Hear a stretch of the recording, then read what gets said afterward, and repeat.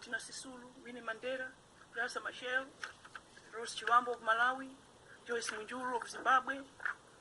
We have Rebecca Njeri of Kenya, and many, many others on the continent of Africa. Including the speaker herself, Joyce Banda, former president of Malawi, there are fewer women who have held leadership positions in mainstream politics in Africa. But how can we get more women effectively participating in everyday politics? We talk of participation, it means you need to be a member of any political party of your choice. So you have to join, maybe you'll be from the branch to the district from the ward, because a constituency is made up of wards. So the question is, are you participating in processes that will amplify your voice, that will expand your choices, and that will strengthen your control over your day-to-day life or your rights? That's what we need to talk about. And where does this participation happen? It happens in spaces where your community decides if or not it's going to have a water point or it's going to have a borehole. Are you part of that process? Do you get to say the borehole should be there instead of there? Because if it's located there, maybe it's not a safe space for.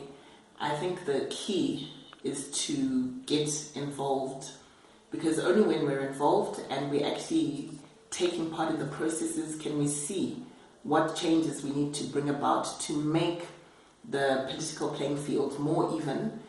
The worrisome trend is that women seem to be the most active when supporters sing and dance at political rallies, but these numbers do not translate to parliament, senate or government positions. Attitude towards women in politics seem to be another major deterrent, and a change in mindsets is needed. That mindset, thinking that political women are those women who are not married. That's what they think mostly. But why we are in politics? Because we are the most sufferer.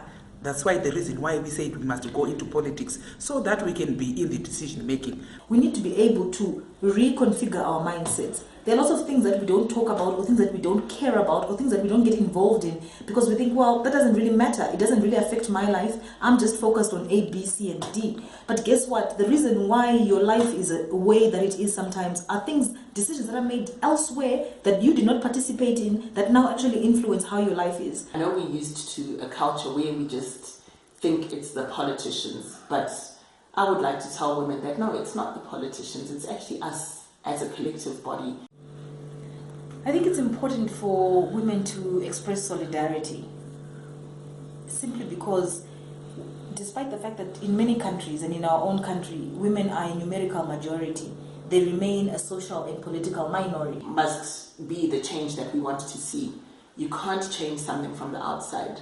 So I would encourage every woman who feels that they would make a good MP, but they're not happy with the way we do things in Zimbabwe, to actually then campaign and become an MP.